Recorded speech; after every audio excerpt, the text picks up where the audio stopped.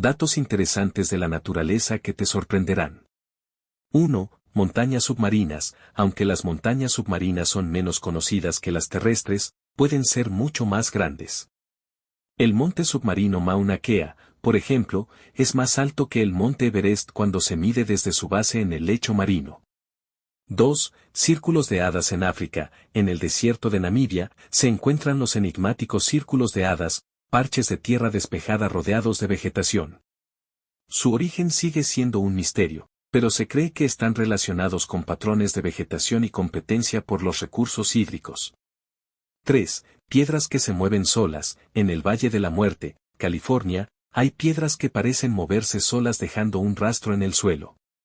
Durante años, su movimiento fue un misterio, pero se descubrió que ocurre cuando la superficie está cubierta de agua y se congela durante la noche, creando un efecto de empuje. 4. El fenómeno de las mareas rojas. Las mareas rojas son eventos naturales donde grandes cantidades de algas florecen en el agua, dándole un color rojizo. Algunas de estas algas pueden ser tóxicas para la vida marina y representar un peligro para la salud humana si se consumen mariscos contaminados. 5. El árbol más antiguo del mundo. El árbol Bristlecone Pine, ubicado en las Montañas Blancas de California, es considerado uno de los seres vivos más antiguos del planeta, con una edad estimada de más de 5.000 años. Su longevidad y resistencia son impresionantes.